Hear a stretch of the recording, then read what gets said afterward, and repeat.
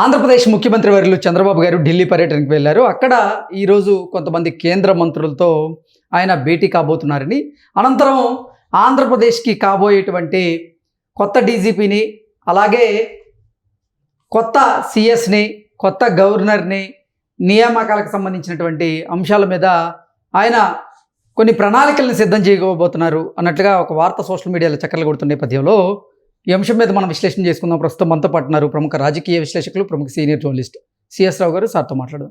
Sir నమస్తే. Sir నమస్తే. ఆంధ్రప్రదేశ్కి కొత్త సిఎస్, కొత్త డీజీపీ, అలాగే కొత్త గవర్నర్ రాబోతున్నారని, దానికి సంబంధించినటువంటి ప్రణాళికలను ఢిల్లీ కేంద్రంగా చేసుకొని చంద్రబాబు గారు రచిస్తున్నారు, ఆ నియామకాలను సిద్ధం చేస్తున్నారు అన్నట్లుగా కొన్ని వార్తలు వస్తూ ఉన్నాయి. ఏం జరుగుతుంది సార్? చంద్రబాబు గారు ఢిల్లీ వెళ్ళారు. వాజ్పేయి శత జయంతి ఉత్సవాల్లో పాల్గొన్నారు. అంతవరకు అఫీషియల్ గా అందరికి తెలిసినటువంటి అంశమే. దానికంటే వెనక ఏం జరుగుతుంది అనేది అందరు ఆసక్తిగా చూస్తుంటారు. చంద్రబాబు గారు వెళ్ళారంటే ఖచ్చితంగా ఎన్డీఏ కూటమిలో కీలక భాగస్వామి కాబట్టి ప్రధానమంత్రి నరేంద్ర మోడీ గారిని, అలాగే కేంద్ర హోంశాఖ మంత్రి అమిత్ షా గారిని కలిసేటువంటి అవకాశం ఉంది అని చెప్పి తెలుస్తుంది. సో రేపు అంటే ఇవాళ బుధవారం, సో గురువారం ఆయన రేపటి దాకా ఉంటారు. సో రేపటి దాకా ఉంటారు కాబట్టి ఈ టైంలో ఆయన ఎవరెవరిని కలుస్తారు అనే దాని మీదనే చాలా కీలకమైనటువంటి ఇష్యూ. ఇప్పుడున్నటువంటి పరిస్థితుల్లో ఎలాంటి అంశాల మీద ఆయన చర్చించేటువంటి అవకాశం ఉంది అని అంటే, అశోక్ గజపతి రాజు గారు గవర్నర్గా చాలా కాలం నుంచి ఆయన పేరు వినిపిస్తుంది. ఇప్పుడు ఆల్రెడీ గవర్నర్లకు సంబంధించిన నియామకాలు స్టార్ట్ అయినాయి. ఆల్రెడీ 5 గవర్నర్ల నియామకం జరిగింది. తాజాగా రాష్ట్రపతి 5 గవర్నర్లను నియమించారు. దాంట్లో ఒడిశాకి గవర్నర్గా ఖమ్మంపాటి హరిబాబు గారిని నియమించారు, మన తెలుగు వాళ్ళని. అంతకుముందు ఆయన మిజోరాం ఉన్న వాళ్ళు ఇప్పుడు ఒడిశాకి నియమించారు, అంటే పక్కనే. అంతకుముందు ఆయన వైజాగ్ ఎంపీగా కూడా చేశారు. సో ఆయన్ని ఒడిశాకి గవర్నర్గా నియమించారు. మిగతా 4 గవర్నర్లను కూడా కొంచెం మార్చి కొత్త వాళ్ళు వేయటం ఇవన్నీ జరిగినాయి. సో ఇప్పుడు వన్స్ గవర్నర్ల నియామకం స్టార్ట్ అయింది కాబట్టి, గవర్నర్ల మార్పులు ఇవన్నీ స్టార్ట్ అయినాయి కాబట్టి, కొత్త గవర్నర్గా ఆంధ్రప్రదేశ్ నుంచి ఎంపిక అయ్యేటువంటి అవకాశం ఉంది తెలుగుదేశం పార్టీ నుంచి. కూటమిలో తెలుగుదేశం పార్టీ కీలక భాగస్వామి. సో కాబట్టి గవర్నర్గా అశోక్ గజపతి రాజు గారిని చంద్రబాబు నాయుడు గారే మాట్లాడి అమిత్ షా గారితో, అలాగే నరేంద్ర మోడీ గారితో ప్రపోజ్ చేసిన అవకాశం ఉంది ఈ ఢిల్లీ టూర్లో అనేది ఒకటి వినిపిస్తుంది. కేంద్ర ప్రభుత్వం ఇప్పటికే 5 గవర్నర్ల నియామకాన్ని చేపట్టింది. ఈ 5లో అశోక్ గజపతి రాజు గారి పేరు ఉంటుంది అంటూ అందరూ భావించినప్పటికీ అశోక్ గజపతి రాజు గారి పేరు మాత్రం లేదు. ఎందుకు? కారణం ఏంటి? అంటే విడతల వారీగా చేస్తారు. ఎప్పుడైనా గవర్నర్లు ఒకేసారి నియామకాలు లేదంటే ఒకేసారి మార్పులు ఉండవు.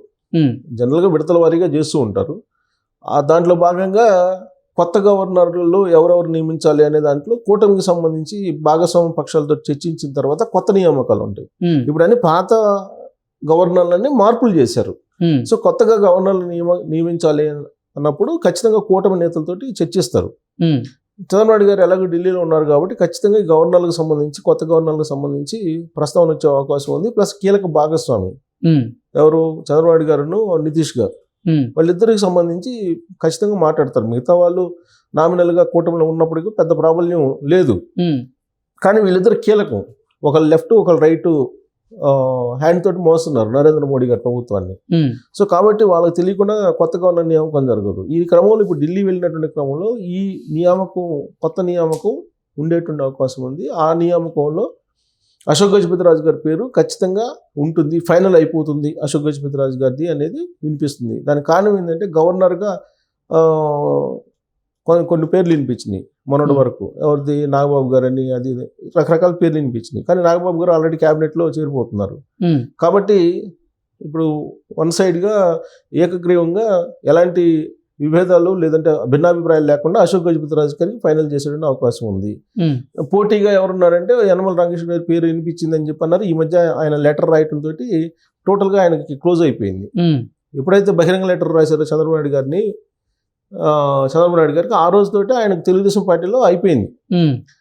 ఆ తెలుగుదేశం పార్టీ సంబంధించిన మిగతా లీడర్లు ఆయన మీద ప్రెస్ మీట్ పెట్టి ఆయన మొత్తం నేపథ్యాన్ని అంతా తీశారు. బీసీ అంటే నువ్వేనా, ఎన్ని సంవత్సరాలు, 82 నుంచి తెలుగుదేశం పార్టీకి బీసీ అంటే యనమల రామకృష్ణుడు గారే కాదు కదా, వరుసగా ఓడిపోయినా కానీ అనేక రకాల పదవులు ఇచ్చారు ఆయనకి, ఇవన్నీ వచ్చేసాయి. సో కాబట్టి లెటర్ రాయటమే ఆయన తప్పు. బహుశా నేను అనుకుంటా లెటర్ రాయటానికి కారణం ఏంటంటే అప్పుడే గవర్నర్లకు సంబంధించి చర్చ వచ్చి ఉంటుంది. వచ్చినప్పుడు అశోక్ గజపతి రాజు గారికి ఇస్తున్నామని చెప్పి ఉండొచ్చు. అందుకే ఆయన లెటర్ రాశారు అనేది కూడా వచ్చింది ఆయన మీద, యనమల మీద. సో యనమల పేరు కూడా లేదు. ఇంకా అశోక్ గజపతి రాజు గారే 100% గవర్నర్గా నియామకం అయ్యేటువంటి అవకాశం ఉంది. ఏ రాష్ట్రానికి గవర్నర్గా వెళ్తారు ఏంటి అనేది అది కేంద్ర ప్రభుత్వం అలాగే రాష్ట్రపతి భవన్కు సంబంధించినటువంటి అంశం. ఇక డీజీపీ అలాగే సిఎస్, ఆంధ్రప్రదేశ్ సంబంధించినటువంటి డీజీపీ సిఎస్ ఎవరు ఉండేటువంటి అవకాశం ఉంది? ప్రధానంగా చీఫ్ సెక్రటరీ.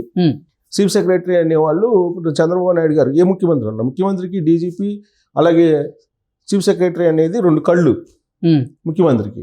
సో ఇప్పుడు నీరవ్ కుమార్ ఉన్నారు సిఎస్గా, నీరబ్ కుమార్ ప్రసాద్ ఉన్నారు. సో ఆయన ఈ త్వరలోనే రిటైర్ కాబోతున్నారు. రిటైర్మెంట్ డేట్ కూడా ఇచ్చారు మంత్ ఎండింగ్కి. సో కొత్త సిఎస్ ఎంపిక చేయాలి. కొత్త సిఎస్ ఎంపిక చేయాలంటే సీనియారిటీ ప్రకారం ఎవరిని చేయాలి అంటే శ్రీలక్ష్మి పేరు వస్తుంది సీనియారిటీ ప్రకారం ఐఏఎస్లో. ఆ తర్వాత అనంతరాంలో వస్తారు. ఆల్రెడీ సిఎస్ ఇప్పుడు ఆల్రెడీ ఈవిడిని పక్కన పెట్టేశారు. ఎవరు? శ్రీలక్ష్మి గారిని. చంద్రబాబు గారు గవర్నమెంట్ వచ్చినప్పుడు ఇంకా ఆవిడది అసలు ప్రస్తావనే ఉండదు. ఎందుకంటే ఆమె మీద కేసులు ఉండి చాలా జైలుకు వచ్చారు ఇవన్నీ, కాబట్టి ఆవిడకి ఛాన్సే లేదు. ఇక అనంతరాములు ఆయన పనితీరు మీద చంద్రబాబు గారికి బహుశా సదాభిప్రాయం ఉండకపోవచ్చు. సో ఇక ఎవరున్నారు సిఎస్గా సీనియారిటీ లిస్ట్లో అని అంటే ఒక 2-3 పేర్లు కనిపిస్తున్నాయి. దాంట్లో సాయి ప్రసాద్ అని చెప్పేసి వాళ్ళ ఒక మీడియాలో రావడం జరిగింది. సో కానీ సీనియారిటీ ప్రకారం కానీ సిన్సియారిటీ ప్రకారం కానీ చూస్తే కనుక సిసోడియా పేరు వినిపిస్తుంది. దీనికంటే భిన్నంగా విజయానంద్ అని ఇంకొక ఐఏఎస్ ఉన్నారు. ఆయన పెద్ద లాబింగ్ నడుపుతున్నారు సిఎస్ కావడానికి అని చెప్పి వినిపిస్తుంది. సో కాబట్టి వీళ్ళ ముగ్గురు మధ్యన ఉంది పోటీ. ఎవరెవరు? సాయి ప్రసాద్ గారు, తర్వాత విజయానంద్. సో విజయానంద్ ఏంటంటే లాబింగ్ చేస్తున్నారు. బట్ గతంలో జగన్మోహన్ రెడ్డి గారి సెకి ఒప్పందాల్లో ఈయన కీలక భాగస్వామ్యం అయ్యారు. ఆ రోజున ఫైల్ పుటప్ చేసినంత ఈయన అనేది ఆయన మీద ఉన్నటువంటి ఆరోపణ. తాజాగా చాలా మంది ఆరోపణలు చేశారు ఆయన మీద. సో అది కనుక బేస్ చేసుకుంటే ఆయన్ని ఇచ్చేటువంటి అవకాశం లేదు. సాయి ప్రసాద్ గారు సీనియారిటీ ప్రకారం అంతకుముందు CCLA చేశారు. ఇప్పుడు జగన్మోహన్ రెడ్డి గారి హయాంలో CCLA అలాగే రెవెన్యూ డిపార్ట్మెంట్ అంతా చూశారు. బట్ ఆయన టైంలో ఆంధ్రప్రదేశ్లో 4 లక్షల ఎకరాల అసైన్ ల్యాండ్స్ మాయమైపోయిందని చెప్పి చెబుతున్నారు. సో ఇవన్నీ తీసుకుంటే కనుక ట్రాక్ రికార్డ్ చూసుకుంటే జగన్మోహన్ రెడ్డి గారు గవర్నమెంట్లో ఉన్నప్పుడు సాయి ప్రసాద్ గారికి మరి CCLAలో ఉన్నారు కాబట్టి మరి భూములకు సంబంధించి ఇన్ని కంప్లైంట్స్ వస్తున్నాయి. ఈ కంప్లైంట్స్ వస్తున్నప్పుడు మరి ఆ రోజు ఉన్నటువంటి చీఫ్ సెక్రటరీ జవహర్ రెడ్డి గారికి కూడా అసైన్ ల్యాండ్స్ రాయించుకున్నారు. సో కాబట్టి CCLA ప్రిన్సిపల్ సెక్రటరీగా చీఫ్ సెక్రటరీ ఉన్నటువంటి సీనియర్ IAS మరి ఆయన మీద ఇవన్నీ వస్తాయి. ఇప్పుడు ఆయన్నే చీఫ్ సెక్రటరీ చేస్తే మరి ఆ రోజు ఉన్నప్పుడు జరిగింది కదా అని ప్రశ్న వస్తుంది సాయి ప్రసాద్ గారికి ఇస్తే కనుక. సో ఇలాంటి పరిస్థితుల్లో సిసోడియా గారు ఆయన ఇప్పుడు CCLA చీఫ్ సెక్రటరీగా ఉన్నారు ఆయన. సో ఆయన మీద ఆయన ట్రాక్ రికార్డ్ బాగుంది. గతంలో రాజ్భవన్లో కూడా చేశారు ఆయన రాజ్భవన్ సెక్రటరీగా.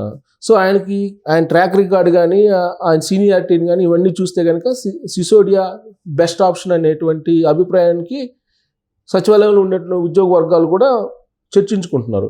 సో కాబట్టి చంద్రబాబు నాయుడు గారు ఈ ముగ్గురులో ఎవరికి ప్రాధాన్యత ఇచ్చే అవకాశం ఉంది అని అంటే యాజ్ ఆఫ్ నౌ సిసోడియా గారు కనిపిస్తున్నారు. బట్ సీనియారిటీ ప్రకారం ఇవ్వాలంటే కుదరదు. సీనియారిటీ ప్రకారం ఇవ్వాలంటే శ్రీలక్ష్మి గారికి ఇవ్వాలి. కాబట్టి విచక్షణాధికారం ఉంటుంది కాబట్టి ఎంపికలో చంద్రబాబు గారికి ఏ ముఖ్యమంత్రి ఉన్నా బెస్ట్ ఆప్షన్ సిసోడియా అనేది వినిపిస్తుంది. ఇక డీజీపీకి సంబంధించి ఇప్పుడు ఆల్రెడీ ద్వారకా తిరుమలరావు గారు ఉన్నారు. ఆయనకేమో రిటైర్మెంట్ డేట్ కూడా ప్రకటించేశారు. మరి ఆయనకి మళ్ళీ 6 నెలలు పొడిగిస్తారా అని అంటే కొంతమంది ఏమంటారంటే ఇప్పటి వరకు కూడా ఈ హానీమూన్ పీరియడ్ అంటే కొత్తగా ఏర్పడిన ప్రభుత్వాన్ని కొంచెం సెటరైట్ చేయటం ఇవన్నీ ఇష్యూల్లో ఆయన చాలా వరకు కూడా పర్లేదు. కాకపోతే తెలుగుదేశం పార్టీ క్యాడర్ ఏదైతే ఎక్స్పెక్ట్ చేస్తుందో ఆ ఎక్స్పెక్టేషన్కి తగిన విధంగా ఈయన వ్యవహరించలేదు అనేది ఒకటి తప్పితే మిగతా విషయాల్లో ఆయన సక్సెస్ అయినట్టే కనిపిస్తుంది. దాన్ని పరిగణలోకి తీసుకుంటే మళ్ళీ ఇంకొక 6 నెలలు మరి ద్వారకా తిరుమలరావు గారికి పొడిగిస్తారా అనేది ఒకటి. లేదు అని అంటే సీనియారిటీ ప్రకారం IPSలు కనుక తీసుకుంటే కనుక గుప్తా గారు ఉన్నారు. లాస్ట్ టైం ఎలక్షన్ అప్పుడు ఉన్నారు ఆయన. సో ఆయనకి ఇచ్చేటువంటి అవకాశం ఉంది. ఎలక్షన్ మొత్తం కూడా ఆయన ఎలక్షన్ కమిషన్ ఆయన్నే నియమించింది. సో కాకపోతే చంద్రబాబు నాయుడు గారు ప్రమాణ స్వీకారం సందర్భంగా కొంత ఆయన మానిటరింగ్ చేసుకోలేకపోయారు అనేటువంటి ఒక ఆలోచనతోటి ఆయన పక్కన పెట్టి ద్వారకా తిరుమలరావు గారికి ఇవ్వడం జరిగింది. ఇప్పుడు సీనియారిటీ ప్రకారం కానీ లేదంటే సిన్సియారిటీ కోణంలో చూసినా కానీ ఆ గుప్తా గారి పేరే మళ్ళీ వినిపిస్తుంది. సో ఈ టూరు తర్వాత చంద్రబాబు నాయుడు గారి టూర్ తర్వాత డీజీపీ కొత్త సిఎస్ చీఫ్ సెక్రటరీ అలాగే గవర్నరు ఈ 3 ఆంధ్రప్రదేశ్కి ఎవరు అనేది తేలబోతుంది. సో చంద్రబాబు గారు ఢిల్లీ పర్యటనలో ఉన్నారు కాబట్టి బహుశా నేను అనుకుంటూ రేపు సాయంత్రం లోపల ఈ పేర్లకు సంబంధించి ఒక స్పష్టత వచ్చే అవకాశం.